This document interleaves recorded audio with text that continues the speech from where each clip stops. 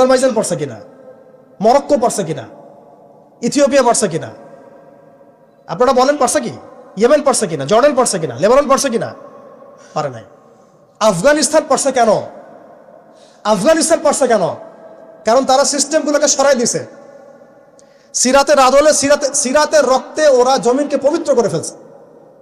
সিরাতের আদলে জিহাদের মাধ্যমে রক্ত দিয়ে পশ্চিমাদেরকে বিতাড়িত করে ওরা জমিনকে পবিত্র করে শরিয়া কায়েম করছে। এটাই শরিয়া কায়েম করার রাস্তা, আর কোনো রাস্তা নাই। আপনি যতই তন্ত্রমন্ত্রের ধার ধারেন না কেন, আপনি কখনোই সফল হতে পারবেন না। লিখে নেন, কাজ করতে থাকেন, দেখেন ফান্তাজিরু ওয়া ইন্না মাআকুম মিনাল মুনতাজিরিন। কোনো সমস্যা নাই। আফগান পারছে এই কারণেই, কারণ তারা পশ্চিমাদের তন্ত্রমন্ত্রের গোলক ধাঁধায় পড়ে নাই। তারা সিরাতের রাস্তায় হাঁটছে। ওকে, আমাদের সাথে লড়বা, আমরাও তোমাদের সাথে লড়ব। ঠিক আছে, হয় তোমরা থাকবে, না হলে আমরা থাকবো। হয় তাওহীদ থাকবে, না হলে শিরক থাকবে। হয় শরিয়া থাকবে, না হলে তোমাদের তন্ত্রমন্ত্র থাকবে। এই লড়াই যখন হইতে হইতে হইতে এক পর্যায়ে 20 বছর সময় লাগলেও সেটা আজকে বাস্তবায়ন হয়েছে। যেটা আপনার আমার অঞ্চলে 100 বছরও হয় নাই, 50 বছরও হয় নাই।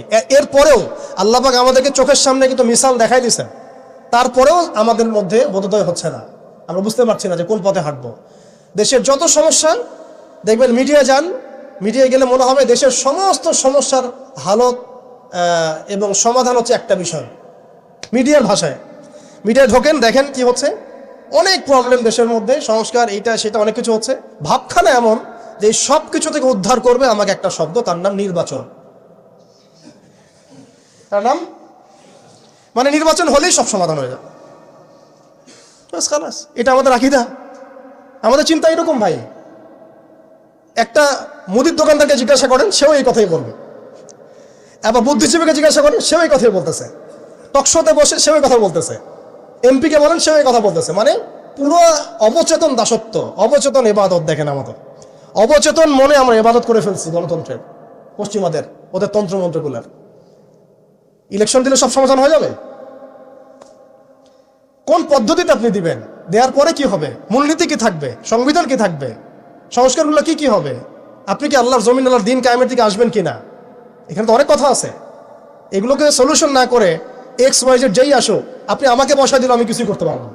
সিম্পল, আমাকে বসায় দেন, আমি কিছুই করতে পারবো না। আপনি সবচেয়ে পরহেজগার মানুষটাকে বসায় দেন, সেও কিছু করতে পারবে না, কারণ সিস্টেমটাই তাকে করতে দিবে না। এই জিনিসগুলো আমাদের বোঝা উচিত। উম্মার সংকটগুলো এইভাবে আমাদের আইডেন্টিফাই করতে হবে।